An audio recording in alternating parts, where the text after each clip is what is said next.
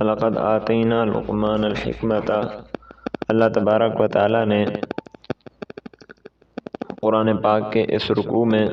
حضرت لقمان علیہ السلام کا ذکر فرمایا ہے، اور حضرت لقمان حکیم نے اپنے بیٹے کو جو نصیحتیں فرمائی ہیں ان کا ذکر فرمایا ہے۔ حضرت لقمان حکیم اللہ تبارک و تعالیٰ کے ایک برگزیدہ نیک ولی انسان تھے، جن کو اللہ تبارک و تعالیٰ نے لمبی عمر عطا فرمائی تھی اور حکمت اور دانائی عطا فرمائی تھی، اور حضرت ایوب علیہ السلام کے یہ بھانجے تھے، اور حضرت داؤد علیہ السلام کے زمانے تک زندہ رہے۔ حضرت داؤد علیہ السلام کو نبوت ملنے سے پہلے حضرت لقمان حکیم لوگوں کو حکمت کی باتیں بھی بتلاتے تھے، اور لوگوں کو ان کے سوالوں کا جواب بھی دیتے تھے، دینی رہنمائی فرماتے تھے اور فتویٰ بھی دیتے تھے۔ اور علماء کرام جو مورخین حضرات ہیں، انہوں نے حضرت لقمان حکیم کے بارے میں فرمایا کہ یہ جمہور علماء کے نزدیک نبی نہیں تھے، بلکہ اللہ تعالیٰ کے ایک ولی تھے۔ اللہ تعالیٰ نے ان کو اختیار دیا تھا کہ حکمت اختیار کریں، حکمت لے لیں یا نبوت۔ تو انہوں نے جواب دیا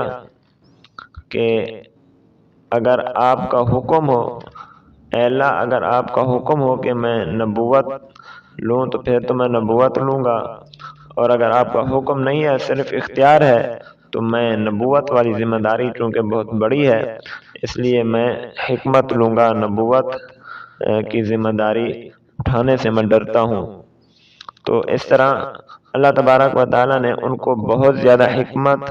یعنی عقل مندی اور دانائی نصیب فرمائی تھی، اور بہت زیادہ فقہ کا علم بھی اللہ تبارک و تعالیٰ نے ان کو نصیب فرمایا تھا۔ تو جب حضرت لقمان حکیم کی مجلس لگتی تھی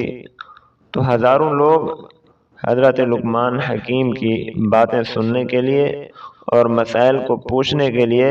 حضرت لقمان حکیم کی مجلس میں حاضر ہوتے تھے۔ تو حضرت لقمان حکیم نے یہ جو عہدہ نبوت والا مل رہا تھا، اس کے بارے میں جو ایک عقل مندی اور دانائی والی بات فرمائی کہ اللہ اگر آپ کا حکم ہے تو میں اس کو قبول کرتا ہوں، کیونکہ جب اللہ کا حکم ہوگا تو پھر اللہ کی مدد بھی ہوگی۔ یہ بڑی قیمتی بات ہے کہ ہم لوگ عہدہ حاصل کرنے کی جو کوشش میں رہتے ہیں، اگر ہم سمجھتے ہیں کہ ہم سے اچھے لوگ اس وقت عہدوں پر ہیں تو پھر ہمیں خواہ عہدے کی طلب نہیں کرنی چاہیے، بلکہ عہدے سے بچنا چاہیے، کیونکہ یہ دنیا اور آخرت میں عہدے دار آدمی سے سوال ہوگا اور اس کو حساب کتاب دینا پڑے گا۔ تو حضرت لقمان حکیم نے بڑی دانائی والی بات فرمائی کہ اے اللہ اگر آپ کا حکم ہے کہ میں عہدہ نبوت قبول کروں پھر تو میں قبول کرتا ہوں، پھر میں عہدہ نبوت اختیار کرتا ہوں، اور اگر آپ کا حکم نہیں ہوگا، صرف میرے اختیار پر ہے، تو میرا اختیار اور پسندیدہ کام جو ہے وہ یہ ہے کہ میں حکمت لوں اور نبوت کی ذمہ داری نہ اٹھاؤں۔ تو اسے پتہ چلا، علماء نے یہیں سے یہ بات نکالی کہ جو بندہ خود عہدہ طلب کرتا ہے اس کو عہدہ نہیں دینا چاہیے، اور جس کو لوگ مل کر عہدہ دیں، یعنی لوگ مل کر فیصلہ کریں، جہاں وہ رہتا ہے وہاں کے ارد گرد کے لوگ مل کر فیصلہ کر کے اس کو عہدہ دیں، تو اب چونکہ لوگ اس کو عہدہ دے رہے ہیں، خود اس نے نہیں مانگا، تو گویا اللہ تعالیٰ اس کو عہدہ دلوا رہے ہیں، تو اس صورت میں اللہ تبارک و تعالیٰ کی مدد اور نصرت ہوگی اس آدمی کے ساتھ۔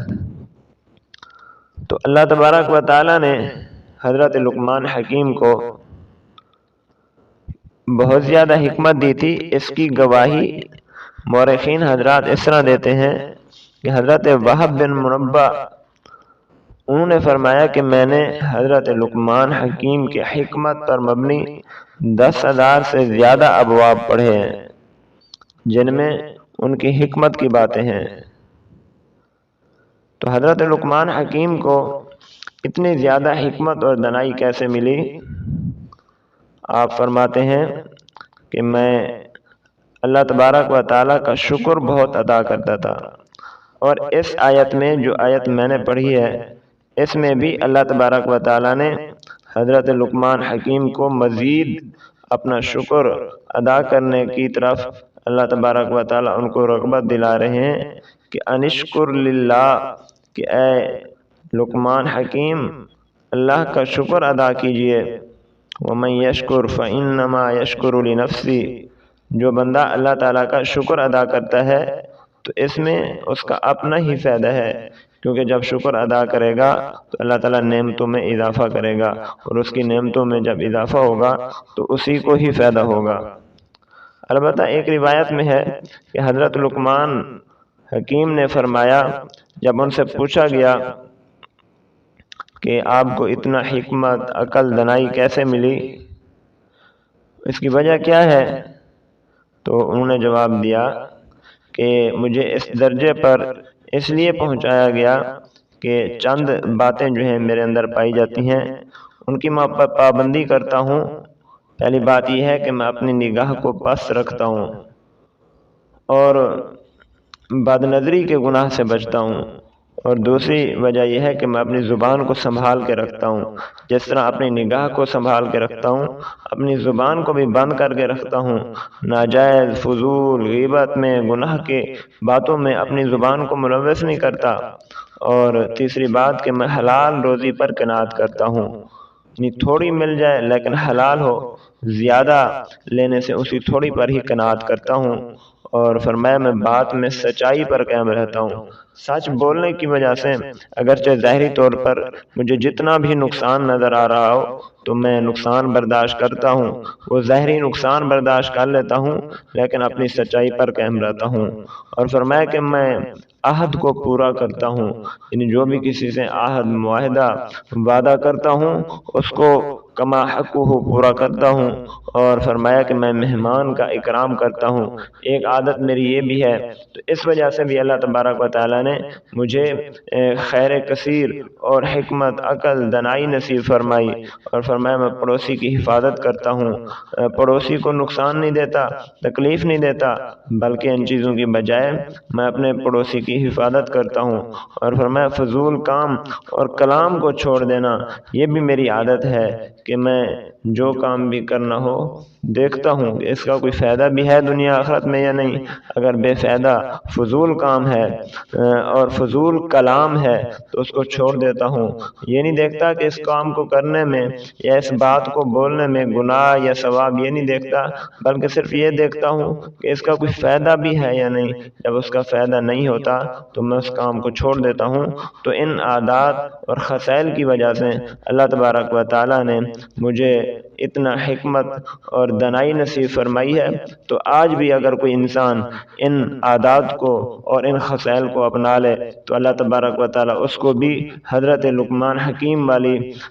حکمت اور دانائی اللہ تبارک و تعالیٰ اس کو بھی عطا فرمائیں گے۔ اللہ تعالیٰ ہمیں ان عادات مبارکہ کو اپنانے کی توفیق نصیب فرمائیں۔ وآخر دعوانا ان الحمد للہ رب العالمین۔